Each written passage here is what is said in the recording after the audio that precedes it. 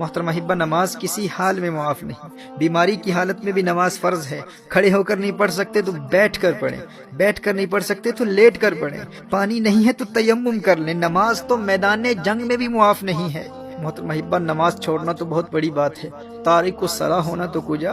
ہمارے اسلاف تو اس تصور سے بھی ڈرتے تھے کہ کہیں نماز میں سستی کرنے والوں میں ان کا نام نہ لکھا جائے، یا نماز ضائع کرنے والوں میں ان کا شمار نہ ہو جائے۔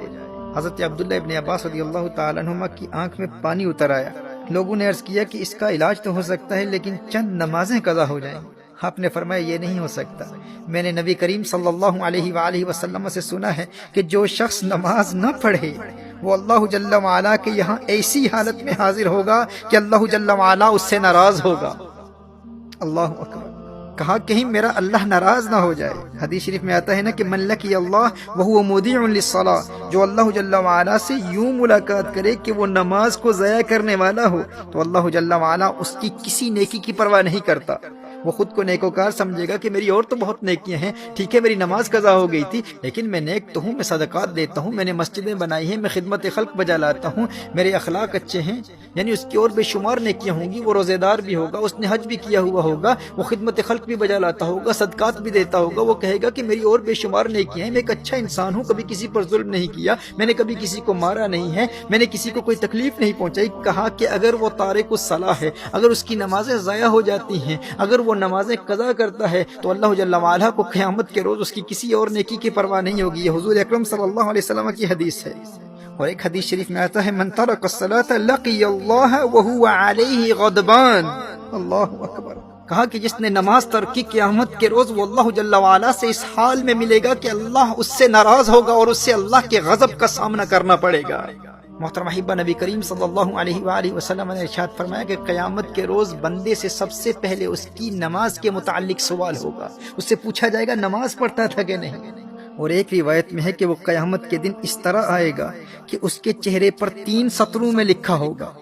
پہلی سطر میں لکھا ہوگا اے اللہ کے حق کو ضائع کرنے والے، اور دوسری سطر میں لکھا ہوگا اے اللہ کے غضب کے ساتھ مخصوص، اور تیسری سطر میں لکھا ہوگا کہ جس طرح تو نے دنیا میں اللہ کے حق کو ضائع کیا اسی طرح آج تو اللہ کی رحمت سے مایوس ہوگا، آج تو اللہ کی رحمت سے مایوس ہوگا۔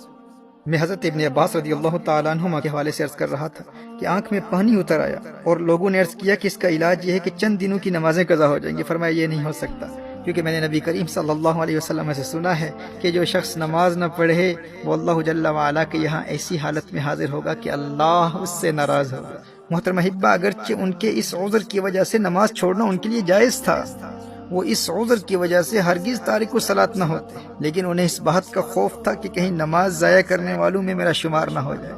اور ایک روایت میں تو آیا ہے کہ انہیں کہا گیا کہ آپ کی نمازیں قضا نہیں ہوں گی، بس 5 دن زمین کے بجائے بلند لکڑی پر سجدہ کرنا ہوگا، یعنی زمین پر سجدہ نہیں کر پائیں گے، سجدہ کریں گے لیکن بلند لکڑی پر سجدہ کرنا ہوگا۔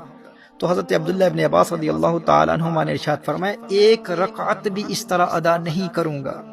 میرے دوست، جسے سجدے کی لذت مل جائے وہ کہتا ہے کہ بھائی بینائی جاتی ہے تو جاتی رہے، لیکن ایک سجدے کی لذت سے جو روشنی اور بینائی دل کی آنکھ کو ملتی ہے اس کا مقابلہ و موازنہ ماتھے کی آنکھ کی روشنی سے کہاں کیا جا سکتا ہے۔ وہ ایک سجدہ جسے تو گراں سمجھتا ہے 1000 سجدوں سے دیتا ہے آدمی کو نجات۔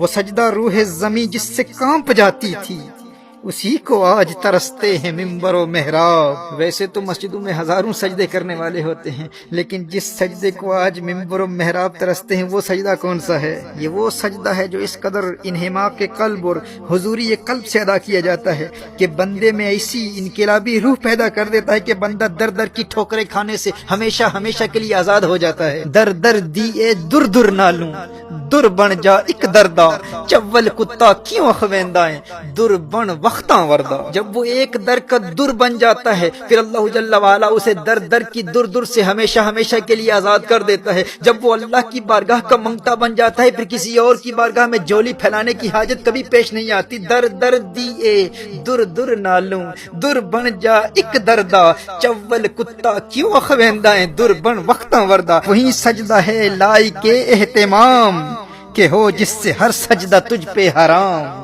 وہی سجدہ ہے لائق اہتمام کہ ہو جس سے ہر سجدہ تجھ پہ حرام۔